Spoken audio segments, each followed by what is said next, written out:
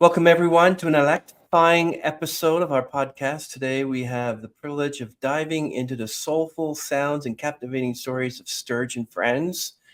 But we have Evan Sturgeon here, so the Yeah. friends are not around. But Not we'll today. maybe talk about them. So, Sturg and Friends is actually based out of Carbondale, Illinois. And they embarked on their musical journey in August 2020. This is during the pandemic. Amazing. So, Sturgeon Friends is the brainchild of Evan Sturgeon, who we are meeting right here. The group aims to heal broken souls and hearts through conscious collaborations and an ever evolving sound, and brings a high energy set of inspirational and uplifting music that audiences of all ages can resonate with. Their inspiration, aka Sturge and Friends, draws from life lessons. We're going to find out about that. Experiences, which is something I always ask artists about their songs, whether they're written out of experiences, like Wrecked by Imagine Dragons, for instance, based on an experience. Now, because of these experiences, keen observations of societal behaviors, the powerful, heartfelt lyrics that revolve around healing, mental health, which we're going to get into, personal development, environmentalism, sustainability, unity, and letting love guide our way are coupled with a tasteful blend of the infectious rhythms of rock, reggae, funk, blues, folk, Americana, and more to to elevate the listener's mood and bring people together on the dance floor. Since their formation, everyone, Sturge and Friends have released one studio album, EP, two full-length studio albums, and three singles.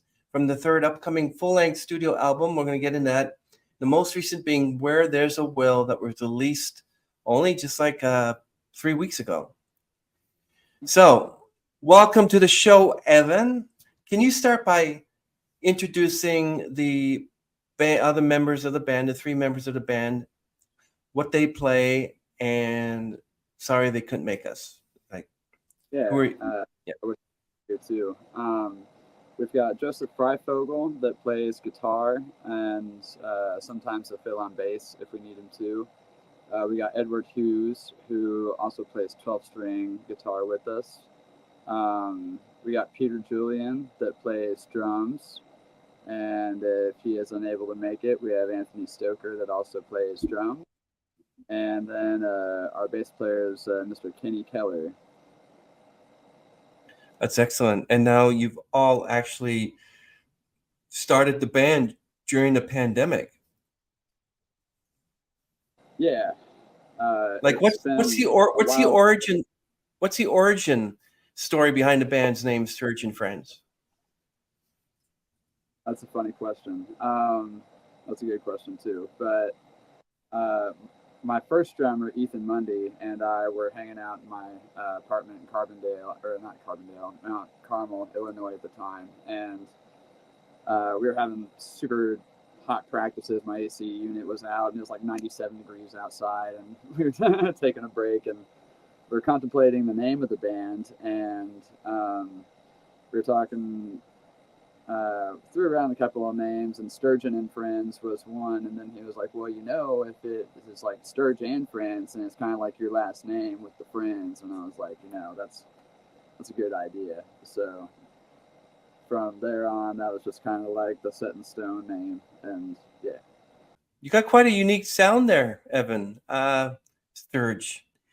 Which artists or genres have influenced that unique sound? Man, it has been a collective. Um, I grew up with like I grew up in a Christian household, so there was a lot of like Southern gospel and like hymn kind of music that was there. And then I got into sixth grade band and started to learn trumpet, and that got me into like the band music, and then I got into choir, and then I got into piano, and that got me into like this classical learning type deal. And from there, I started to discover like rock and metal, and I really enjoyed the sounds of metal in my teen years. Bands like Avenged Sevenfold and A Day to Remember and Falling in Reverse and Rise Against and Muse, they all played a pretty big impact on like where my sound was headed early on, and like some of the ideas that came through whenever it comes to lyrical content. And then as time progressed on, I started to become exposed to like Pink Floyd and Zeppelin and Pantera and a whole big array of music that I wasn't familiar with at first, like Santana, Fish, Widespread Panic, like Wookiefoot, Revolution,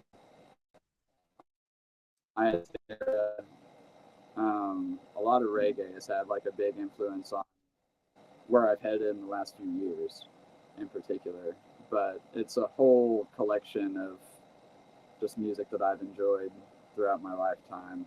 I just really enjoy music and playing it and seeing what we can come up with whenever I get to jam with other people. So you were saying there that you grew up in a Christian household. May I assume that you're a Christian as well? I was, and there is a lot of things that have happened in my life that have made me open up to the idea that there are many different people who have kind of walked the same path and developed like the same kind of mindset, and that there's ways of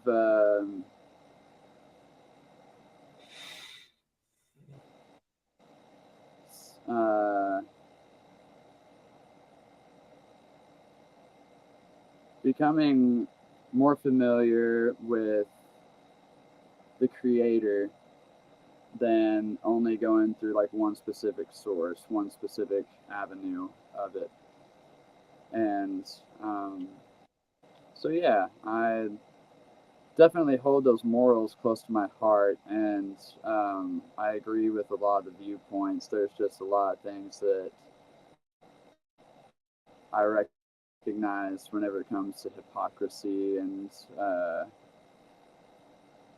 the human part of it all, where it is almost more of a control aspect than something that's really benefiting a lot of people, you know. But I definitely respect everybody's viewpoints on it, and everybody's entitled to their own opinion. But no, I personally,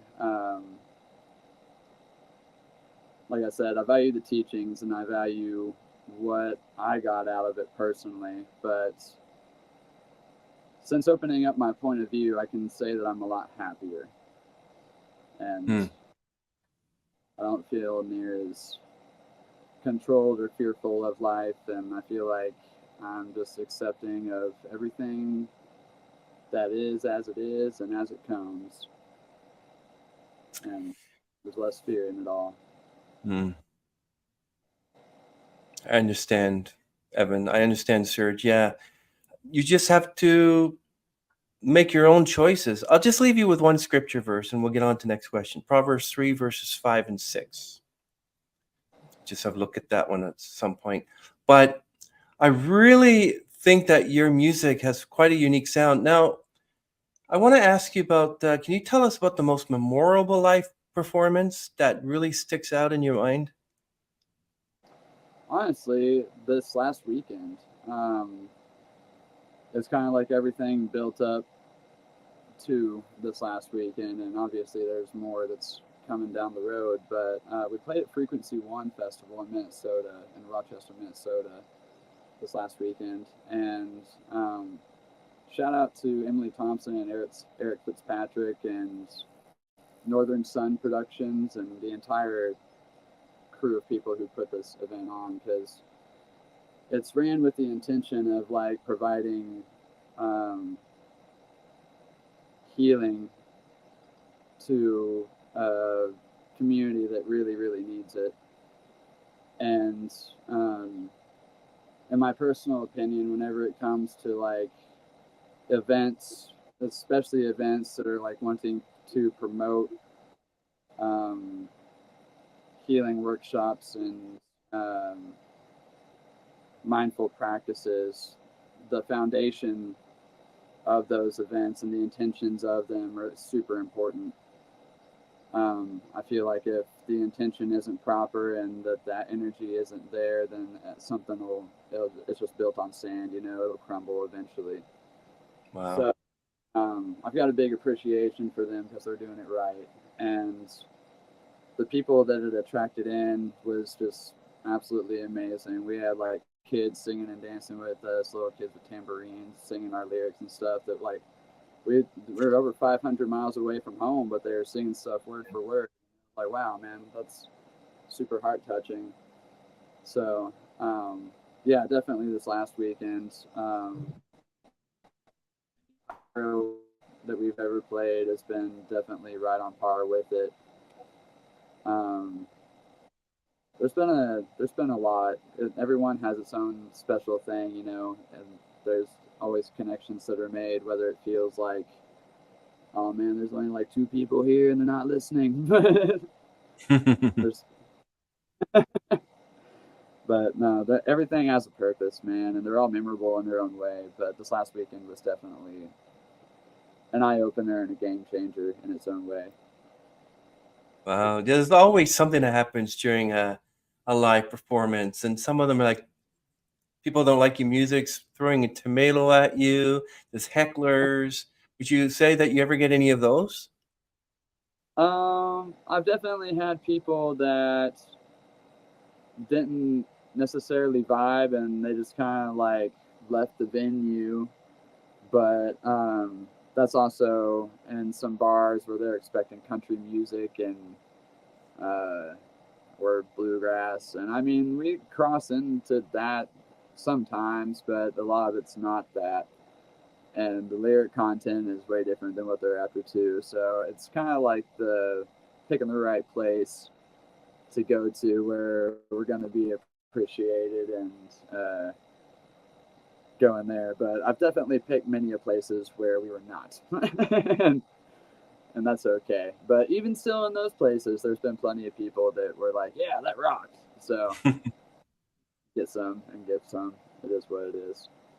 I remember when I was singing a performance, and this was at a bar, and decided to go into the men's room, and there's this elderly guy, and I think he might be drunk, whatever, but I started singing what my next song was, and he goes, "Shut up." Oh no. And I'm thinking, okay, this guy looks like he could beat the crap out of me. So I did whatever, and I'm, dude, and he goes, "Shut up." And he looked at me with us like, I'm going to. So I decided to walk out. But I mean, things like that happen. Uh, Man, yeah, Sturge, yeah.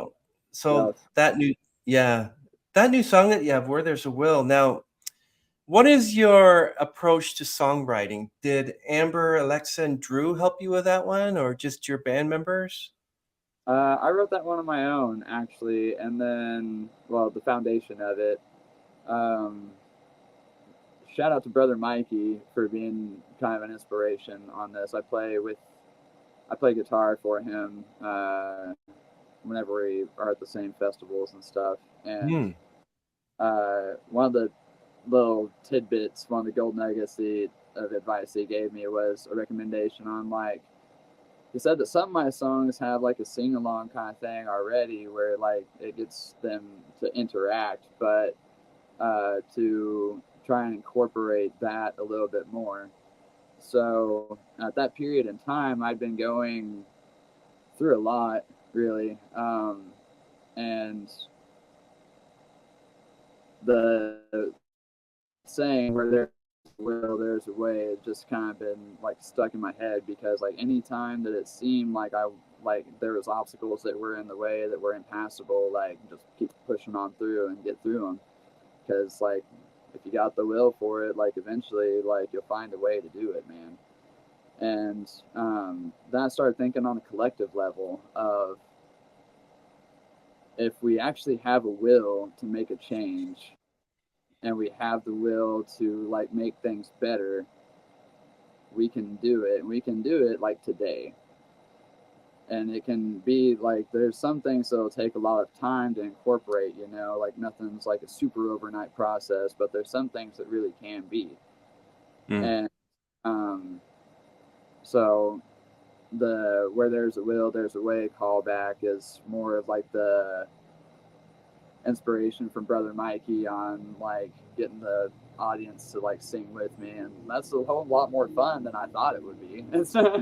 But and then the part after that, the change, yeah, the change, it's coming, it's here today. And I've been learning over the last few years that like words are powerful, man. They're a form of manifestation, and like what we talk about, what we think, and how we act ultimately creates the reality that we experience.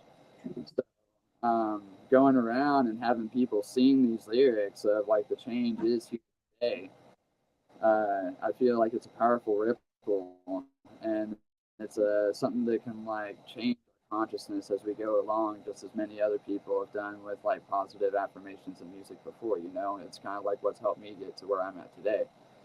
So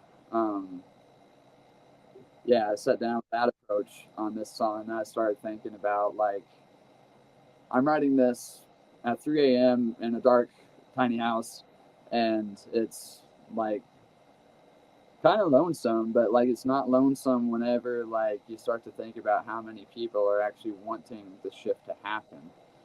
So there's been multiple times now where in my music I've touched on like the feeling of being alone, but how we're not actually alone. And I cycle back to that in this song, talking about going from place to place and realizing that like we are indeed a movement of people that are really trying to collectively make this thing better. And yeah, it's inspiring and heartwarming. So that's where that song came from. Yeah, I mean, Yeah. when songwriters, especially lead singers of bands, including you, like I know if you know a lady by the name of Diane Warren. She's supposed to be considered the world's greatest songwriter. She wrote songs, hundreds of songs for notables like Britney Spears, Madonna, you name it. And she would hide out alone in a room, smoke and drink whatever, and so don't bother me for a few days. So so that's a good thing because you go alone somewhere and you do your most thinking. And when I was doing something, I would basically remove all the clocks from the wall. I turn out the lights, and that's when I had my best, time there.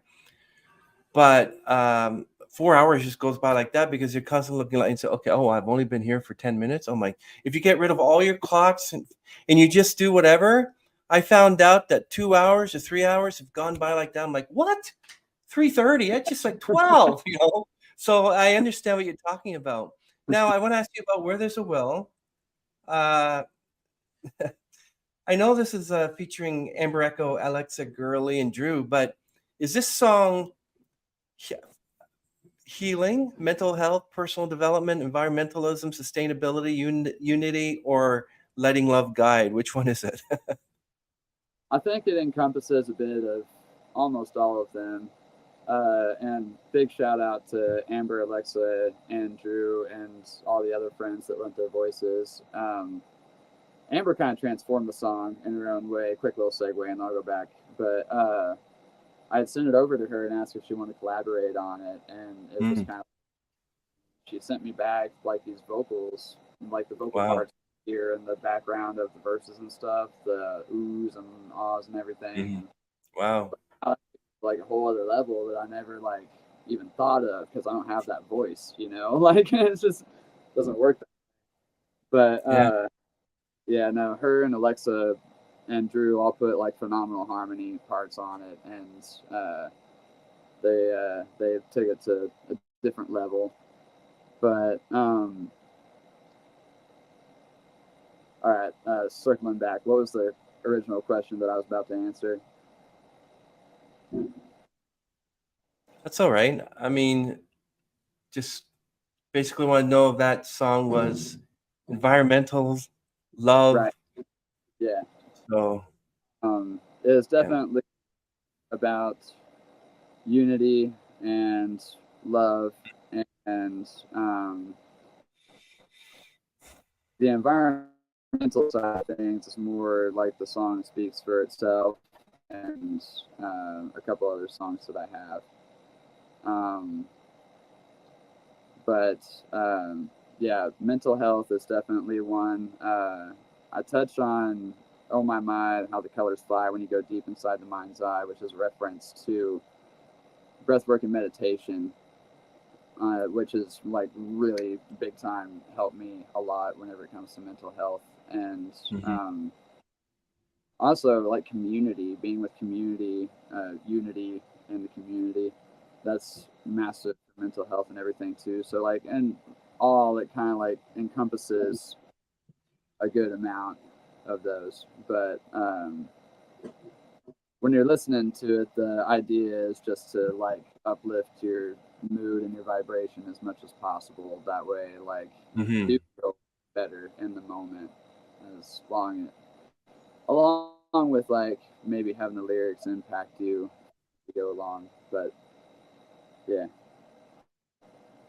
Well, what kind of life lesson does "Where There's a Will" going to teach you? You can tell people where there's a will, there's a way. Is that what you're trying to bring to people? Is that what they're going to take with them or take away with them?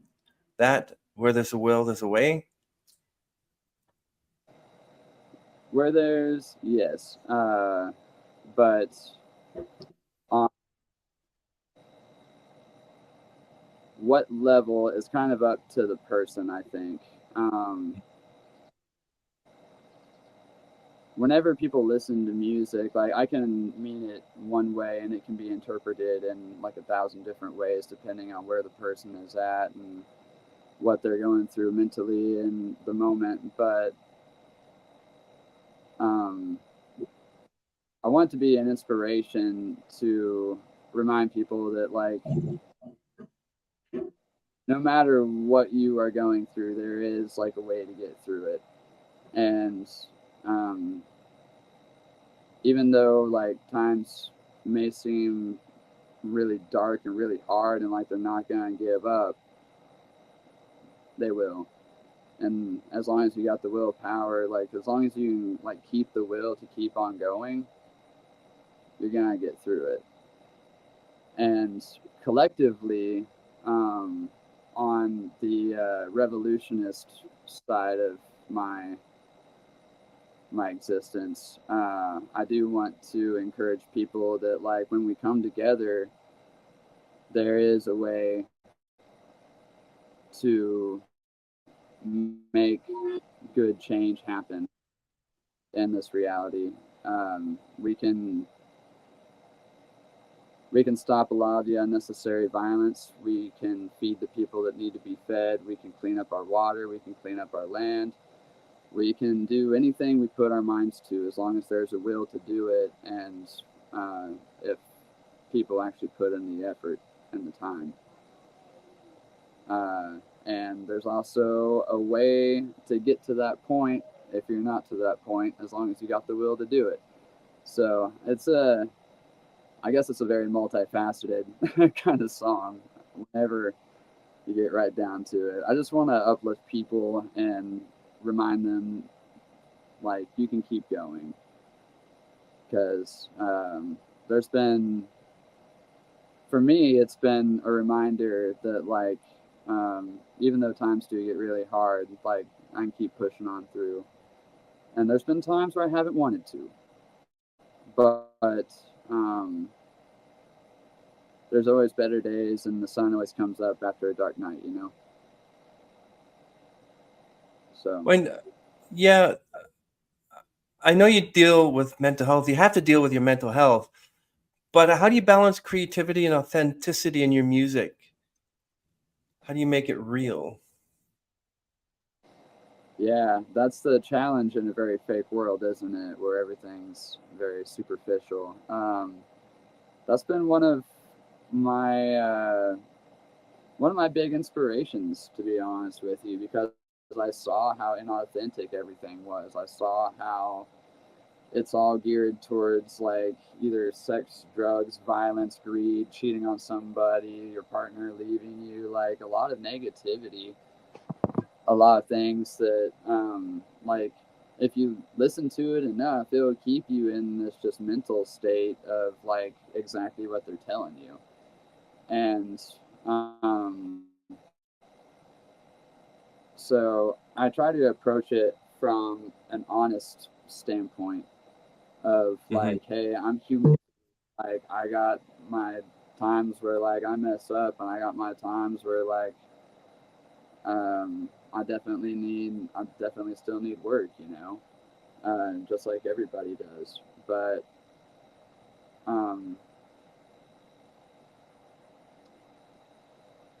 I think people are craving the authenticity. People are looking for something real. So kind of it's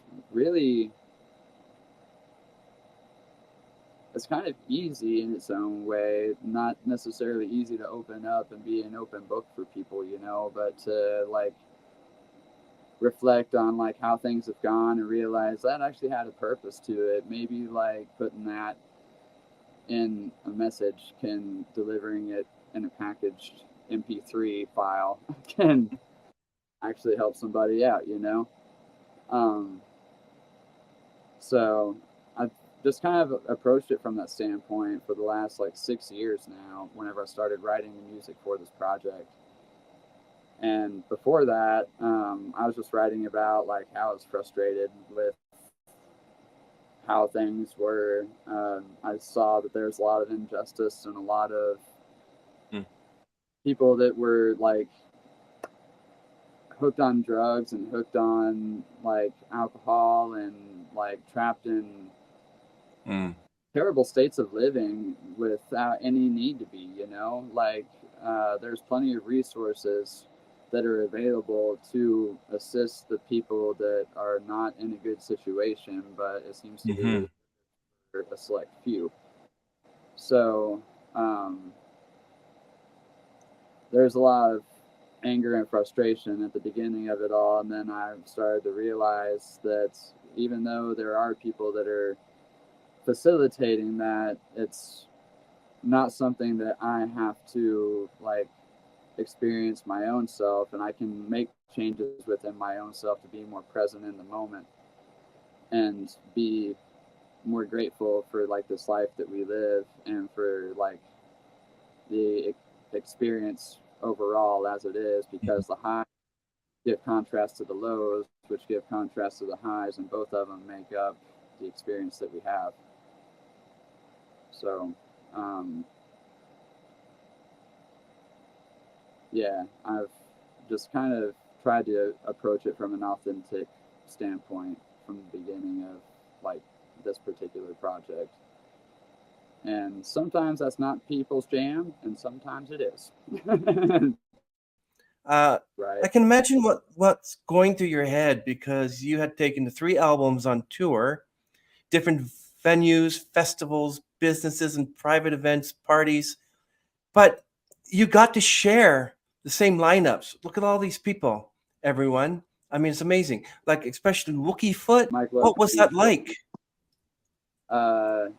Well, it was Mike Love is a reggae artist. He's got dreads that like touch the floor, but he's been playing with like Stephen Marley and people like that here recently. But okay, when I saw Mike Love, I thought the Beach Boys. So it's it's funny. But as for playing on lineups with like those are people I've looked up to for like 5 or 6 years before I got on to playing with any of these lineups. And they're people that kind of like inspired some of the message that has come through, along with like my own experiences that I've gone through. And it was kind of surreal in its own way, but it also was kind of an inspiration for like where there's a will, because like it's stuff that if you envision and like it's something that like you want to make happen, if you actually go for it, and like, I'm not saying everybody is destined to do exactly what I'm doing, but like, if you're passionate about something and you pursue it, it'll work out in its own way, some way, shape, or form. Because ultimately, it's being of service in some way. And I don't know if people believe in karma or like what you give in is what you get back, but it seems that's kind of like a part of it in some way. And no, it was surreal, man. It was a massive blessing, and a feeling of like pure joy, but like excitement I've never really felt before. It was like a kid in the candy store times 10. Just so cool. Yeah. Wow. So is there like what? So now that you've been playing for a few years now, what's the best advice you've received as a musicians? Your network is your net worth, and your health is wealth. Mm. Wow. Simple, And where there's but a will, there's a way. yeah. Yeah. Now, getting out there and actually like making connections, talking to people, jamming with people, learning from everywhere you can. The more passion you got for it, and the more you keep after it, like that's the key.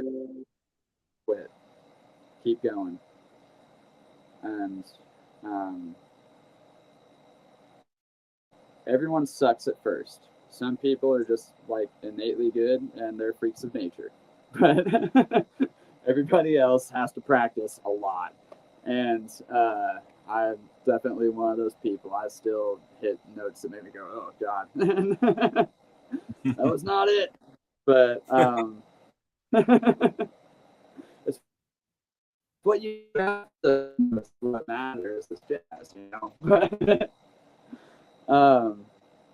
No, just keep going. That's one of my biggest pieces of advice. And get out there and meet people. Like, staying where you are in your hometown, even if it's got like 1 million people, you only get so far, man. Venturing out and actually seeing the world whenever you can, and talking to people, and gaining those experiences. Like, nothing can replace experience at all.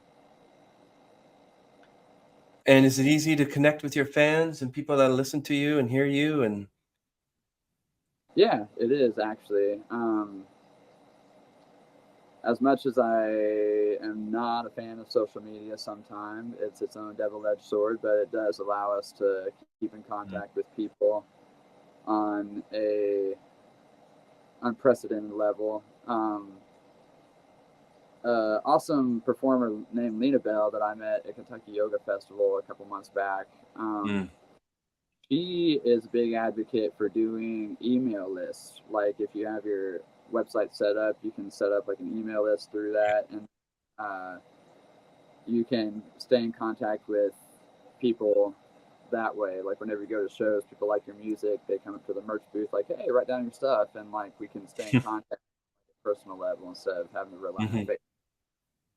So that's awesome. I'm thankful for the technology aspect of it all, and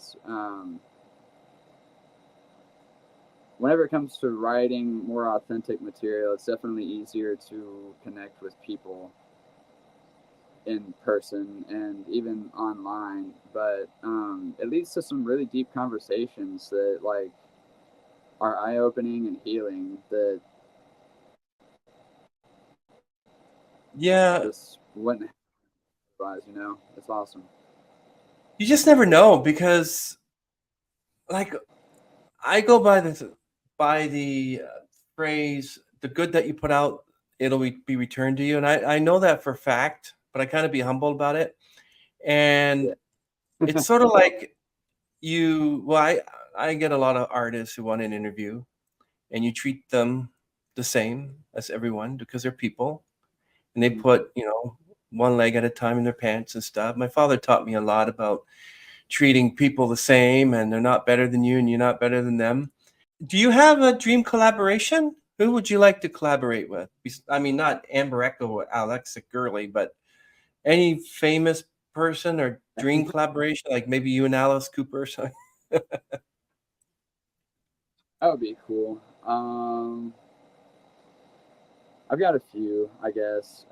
Mark Murphy from Wookiefoot, Eric Rachmani from Revolution, the lead singer from Stick Figure. He's fucking amazing.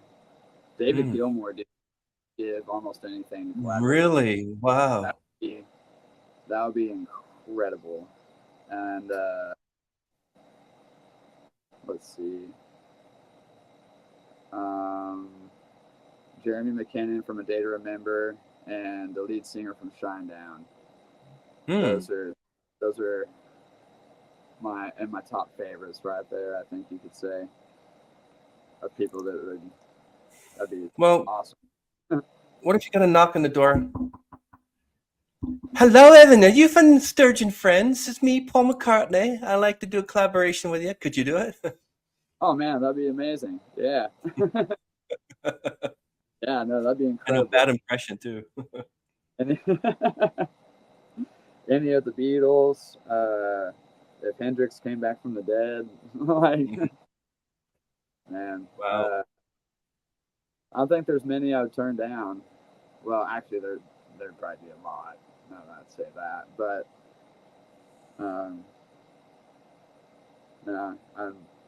yeah, that'd be amazing. Any of the Beatles and any of the people I just mentioned. So many. It's hard to pick just a few, man. It'd be great, eh? Yeah, that'd be amazing. I mean, I can imagine that. Or Dan Reynolds from Imagine Dragons calls you up and said, "Yeah, I love your song, Where There's a Will. Let's do a cover song."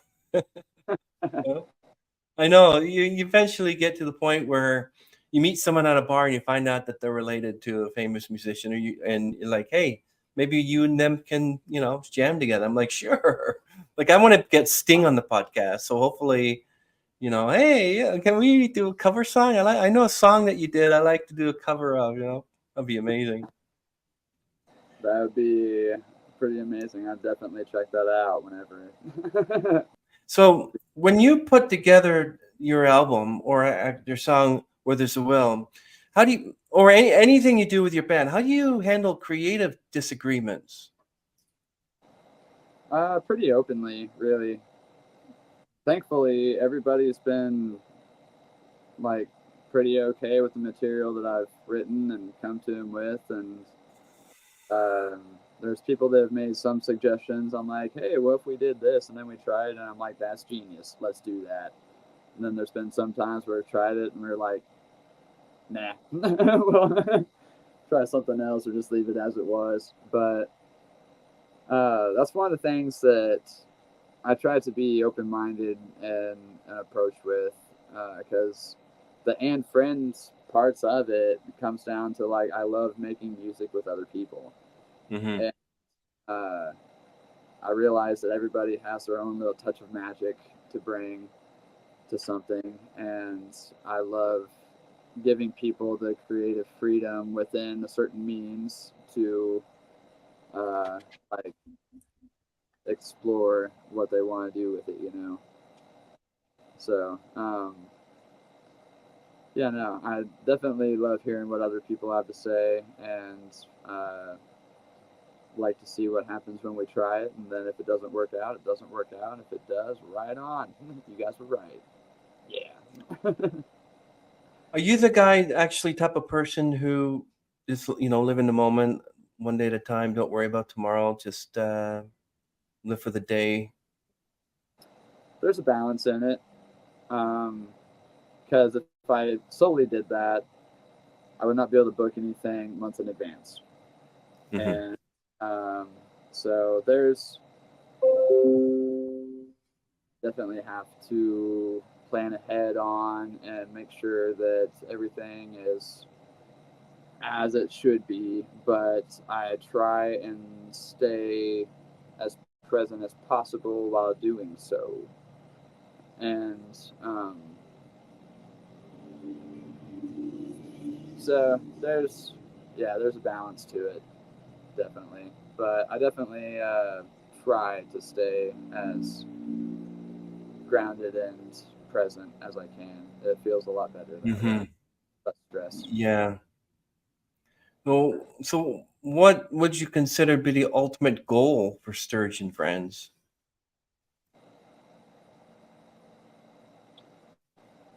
Just keep on going as long as we can, and keep on climbing the ladder as we go. I mean, it would be awesome to get to a point where we're seeing venues like Red Rocks and some of the more big time kind of places where we're actually like pulling in a good amount of people. I think that's everybody's end goal in it all. But in the process of doing that, my real goal is to spread a sense of like authenticity, and that it's okay to be you, and that we're all a lot more the same than what we've been led on to believe. And that if we approach each other with kindness, respect, and love, that this world will continuously become a better place. And yeah.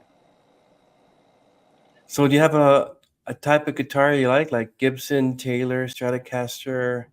Yeah, I've always been a fan of Schecter guitars. They play really well. But then I discovered PRS, and that's like, it encompasses the dexterity of like a Strat and a Gibson all in one, and I just haven't gone back. And then you have to take care of them and clean them and stuff like that. Oh yeah, dude. No, it's like almost a whole other child, but it's okay because it's worth it. Well, let me ask you. So, of course, you could play a regular acoustic guitar, classical guitar. So I think once you know how to play electric guitar, you can play anything from a bass. Well, I know bass is 4 strings, and I think electric is 6 or something, or the other way around. Yeah. So it's always that extra 2, which I don't understand. Why? I mean, why does the bass? What is bass have 4? Right? Bass has 4 strings, and the electric has 6. So what's the other 2 for?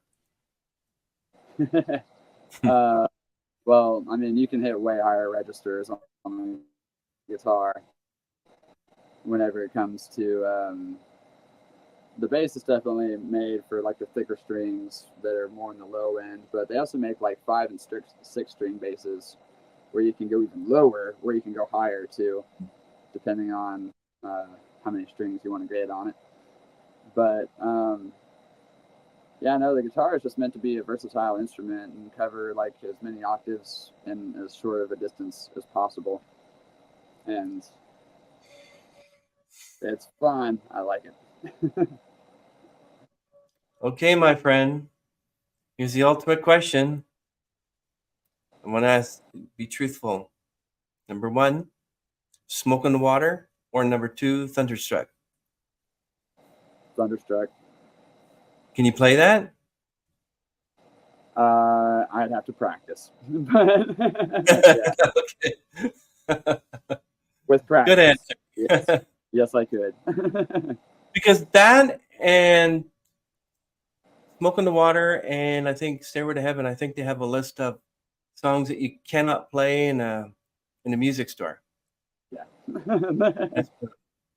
So I was actually so it says that you toured and played 3 albums. We'll go back to that. I just forgot to ask. There's a group called Plastic Albums Live, and what they do, and especially last summer, there's a festival here, and they played the complete Dark Side of the Moon by Pink Floyd from start to finish. So when you were playing your albums and toured with those albums, is it easy to know? Like, do you play the album or do you play the songs in sequence on the album? So how does that work for you? I kind of go by the feel, to be real with you. But I mean, I make a set list sometimes, and then if the songs feel right and the moment the energy is there for it, then we go with it. And lately, I started plugging my phone in. Oh yeah. Lately, I've discovered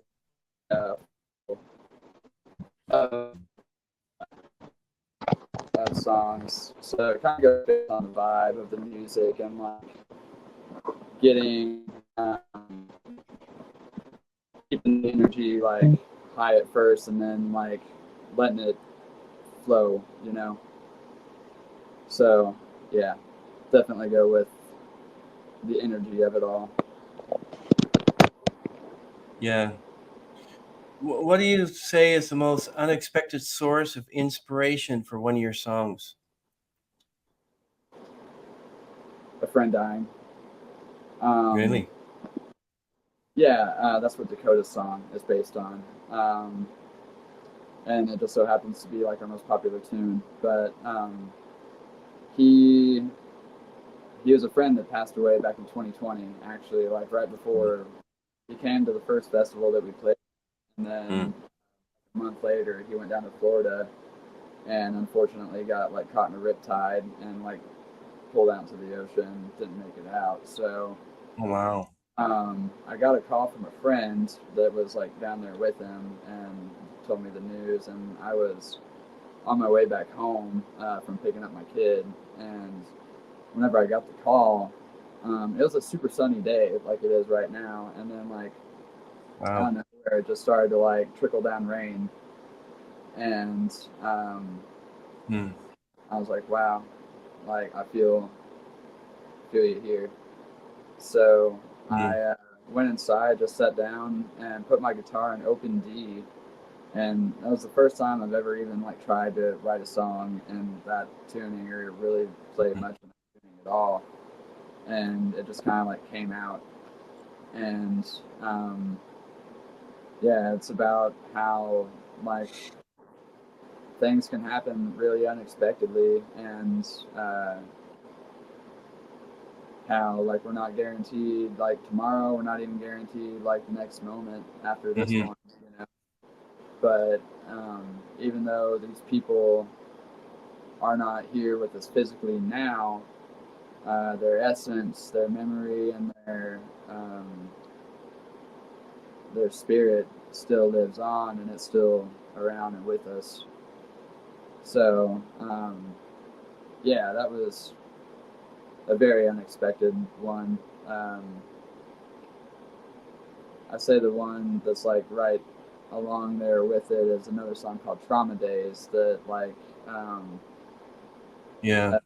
the D-A-Z-E, not the D-A-Y-S. It's about like being in a daze of trauma, and it's about like my own kind of personal path on like dealing with addiction and substance abuse, and how there's a path forward out of it. But I got in a call that one of my friends' partners had OD'd. Oh. So I'm sorry your friend passed away. Are you familiar with that song Wrecked by Imagine Dragons? It was sung by, anyway. So that was, the background on that is that was written about the death of his brother's wife, Alicia, who died of cancer.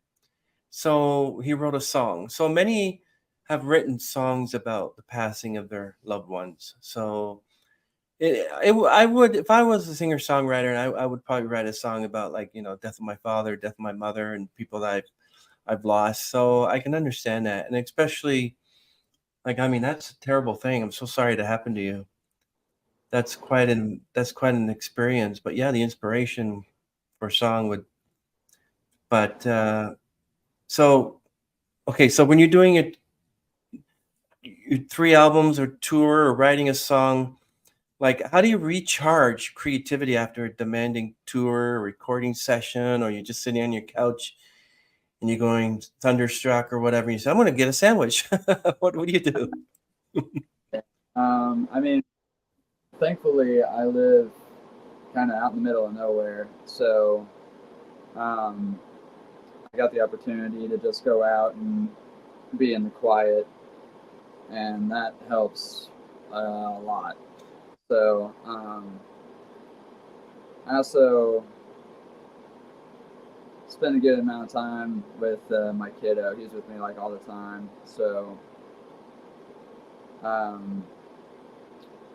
just do my best to keep us nourished and get enough rest whenever I can. And I mean, really, I don't have a whole lot of time to myself to do the recharge thing. So I just take the small bits as they come, and I do my best to not take them for granted, and utilize them properly. Where I actually take a step back and take those deep breaths and Yes. get the sleep as I need it, and eat the good food all the time, because there's no way around that. But yeah, doing my best to take care of mind, body, and soul, man. But honestly, being out on the road is kind of like a recharge for me on its own. There's something invigorating about just going out and going from state to state, talking to different people and learning more about our country and about our history and about other people and their history. And it's a fulfilling experience, to be real with you. So I don't know. I think I almost get tired of being at home, and then going out is the recharge. Yeah.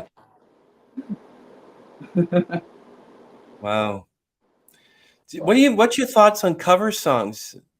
Or you, Yeah, like many musicians I've asked, they say, no, I'd rather do our own. yeah. I don't mind doing covers at all. Mostly because whenever I do covers, I try and do the song justice, but I also am not going to be it has to be done the exact way that they did it. Yeah. I don't like doing my own creative versions of it, and exploring different ways of doing it. There's a song called "Searching It'll Be Alright" that we have that whenever we do it live, I discovered a cool little segue into "I'm Yours" by Jason Mraz, and then circling back into the original song at the end of it. And it's a cool little way to just do it like a fun song, but in a different way, and then still have a creative flow to it, So I definitely don't mind the covers. However, I will not be a tribute band. I can't play other people's stuff, and that just drives me nuts. But I will incorporate other people's stuff. Yeah. It was a part two to this question. Let me digress here. So when you're talking about not being a tribute band, Classic Albums Live, when they did the full Dark Side of the Moon album by Pink Floyd, they did an excellent job. My friend beside me is a diehard Pink Floyd fan. And when I was listening, I went to him and said, he goes, yeah, perfect. I'm like, yes, So you might, I like to be in a bar or somewhere and say, hey, do you play cover songs? Yep. Okay. I will Venmo you or PayPal you $20,000 if you can do Bohemian Rhapsody on your guitar now. Go. You imagine? I don't know what you would do if someone offered you money and it's okay. I want you to do Bohemian Rhapsody on your guitar right now. We've actually had people that have done something similar. It wasn't $20K, but it was $100, and they were like, "Hey, can you play this right now, right here?" And I was like, "I'll learn it," and then go in there and listen and come out and give it an honest effort. And the good thing is, a lot of the time, especially if it's late at night, people are generally inebriated enough to where if you botch it too bad, it's not going to be that terrible. Mm-hmm. But we still try and give it the best we can, And there's been times where like it's gone really good, and there's been times where we probably should have just said no. We'll pass. Well, what cover song would you do then? It depends on what they're asking for, man. If it's like a specific request, that's one thing. But I mean, we've done "Comfortably Numb" by Pink Floyd. We've done "Time" by Floyd. We've done Mary Jane's Last Dance, "Smoke Two Joints," "Man in the Mirror" by Michael Jackson. We've done a good list of stuff from like multiple different genres. "Superstition" by Stevie Wonder, "Gold Dust Woman" by Fleetwood. Nice. Yeah, we've hit crossover into multiple different avenues of Wow. stuff. Yeah. Yeah. Yeah. Well, while you're talking, when you suddenly in this new room, I see in the back, it's like you're into yoga or something. But then it brought to mind that your logo was what behind you? I think that's is that the yoga thing behind you? Is that the inspiration for your logo? Because I love your logo. What's the inspiration behind that?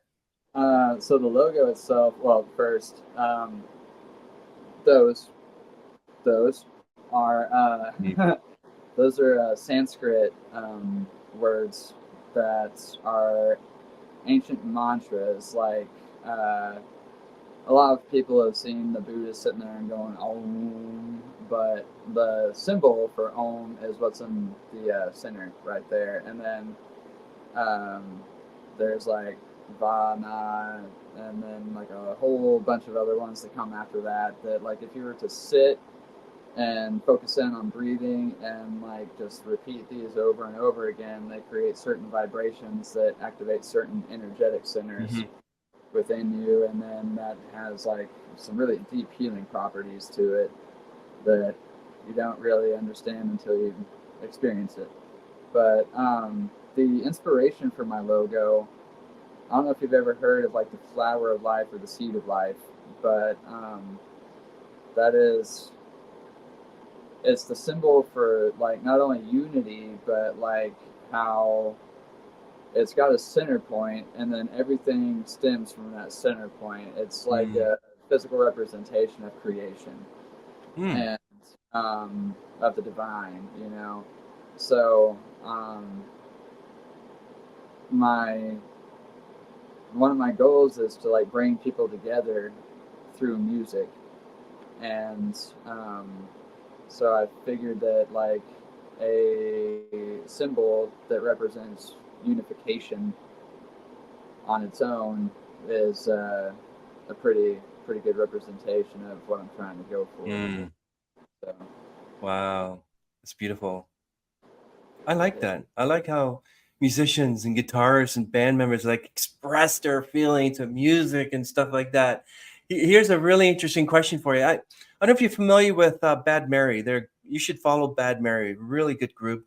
Bad Mary, Amanda, Mac, and Mike. So they have a group called Bad Mary. And I've asked this question, like, if your music were color, what shade would it be? Now they said magenta. So if your music was a color, what color would it be? oh man, I think it would go all through the spectrum in a lot of different ways. Um, that's actually a really cool question because there's some of, I like to think of the messages that come through in the music as relating to certain emotions, and whenever it comes to certain emotions people feel, those emotions often relate to those certain energetic centers that can be activated through meditation. Mhm. The Sanskrit word for them is called chakras. It's like which means wheel or spinning wheel. And if you ever put like a pendant or something in front of you, you'll start to see like in front of these centers, it'll be like spinning. Yeah, if you were to take it away, it would be stagnant. It would stand still. Mhm. So like seeing that made me realize like, whoa, we're like actually energetic but seeing that we're like actually energetic beings in that way, the colors back there represent different energetic centers in the body. And whenever you activate those centers, you actually like see these colors in your like mind's eye, you know. So there's actually been multiple different experiences that I've had where I get like deep into a meditation, I focus in on one center and I open my eyes, and then like there's like a tint of that color in my vision, like everything is more green or more blue or more purple, you know. So the emotions that my music moves through, I think it covers like almost all of them in some way, shape, or form. I see it going through like the whole rainbow of it all.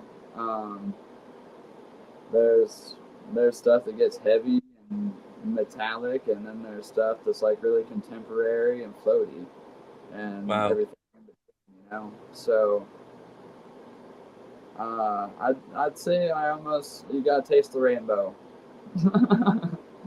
on the palette of the music for this one. It's hard to pick just one color, I think. Okay, everyone, thank you for joining us for an amazing interview with Sturg and Friends, especially Evan Sturgeon. As we wrap up this soul-stirring conversation, remember to follow Sturg and Friends on their musical journey. Until next time, keep those headphones on and let the melodies carry you away, including Where There's a Will, There's a Way. Thank you so much, Sturg. Okay, everyone, thank you so much. Thank you for joining us.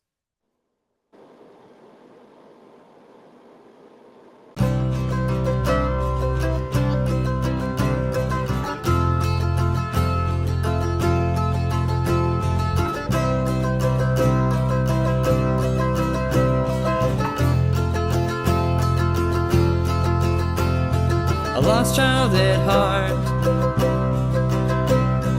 finding your way through the dark, following the breadcrumbs that were left behind while waiting to make your mark. Did you lose yourself before finding the help that'd keep you from falling in line? You're not the only one, your time is far from done. We're all awakening on time, and it's time for a change. I can't stay the same. True love may let you hear, but now it's so clear this should be handled alone. Climb up that ladder, friend, I'll see you again when we are standing tall. I'll give you my love that will never go away, and one day you'll climb mountains so tall. I know sometimes you will feel all alone, but I promise you're not that small.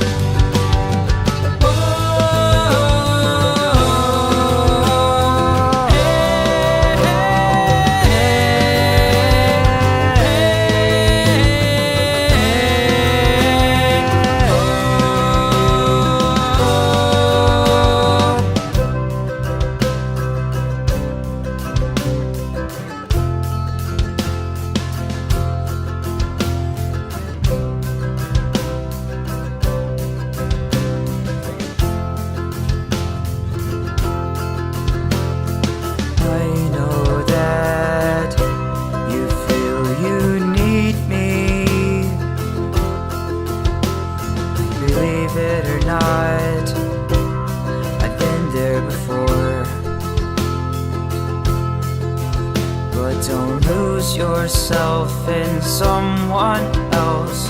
You're crawling their direction on the floor. You're stealing someone's energy. You make yourself an enemy when your light was already so pure. I think it's time for a change. We have